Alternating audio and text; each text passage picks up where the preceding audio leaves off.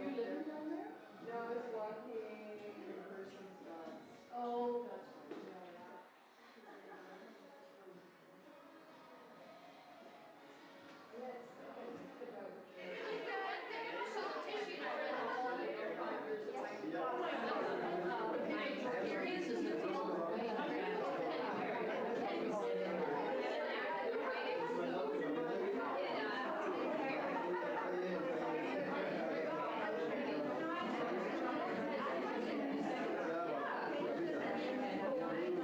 Right now, I am user right. Pero, o sea, sí, sí, claro, sí.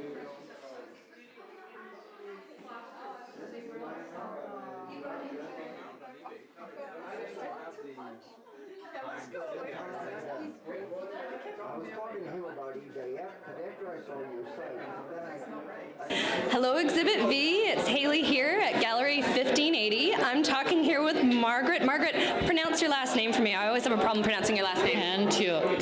Hantiuk. And we're here at her show Shorelines, which is an exhibit of Margaret's oil paintings and also watercolors. Watercolors, yeah. Very nice. And the show is running from? Till April 26th. Till April 26th. Excellent. So, Margaret, I would love to ask you first off about your color palette. It seems really warm. Can you tell me a little bit about the colors that you choose to use? I work quite hard on getting colors that I think will work in the painting. And some of the paintings look very simple, but actually there's several attempts to get the right color. And it has to work in a lot of different ways, formal ways, and also because they are landscape-based, there's still allusions to the landscape. So it's very careful. I'm very carefully choosing the colors. And you're working in oils. How long have you been working in oils?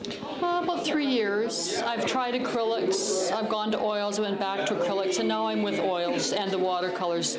I do the watercolors plein air, outdoors, where I go camping.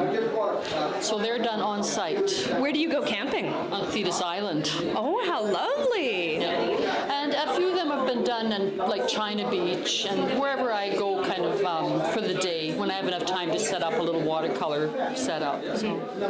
What is the appeal of just landscape painting in general for you? You know, I think it's because I was raised on the prairies and I was raised in a small town and I played around outdoors all the time. And there's something about the landscape that just really intrigues me. I just something about being outdoors with the light, the natural light, and yeah. Well, it's good for all of us. We should all be spending as much time outdoors as possible. And I've also noticed in some of your paintings that there are elements of human existence. We've got overpasses, roads, guardrails.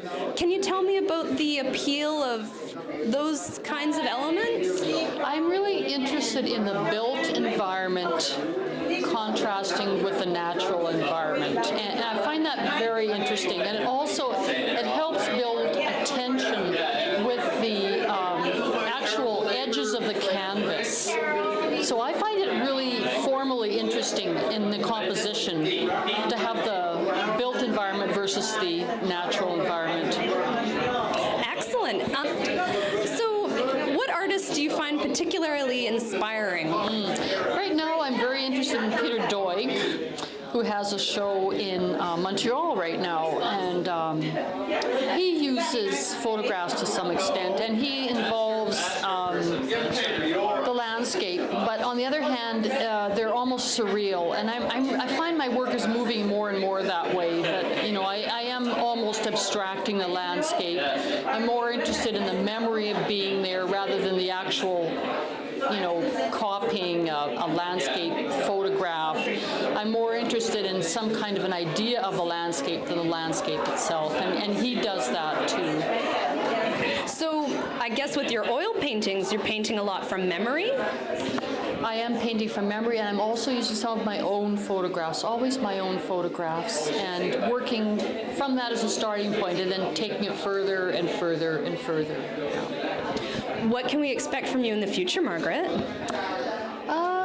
I I'm still working with oils. I'm still working with watercolors. I would like to go larger, and I am starting to work with larger dimensions because I find that a little more challenging, a little more interesting.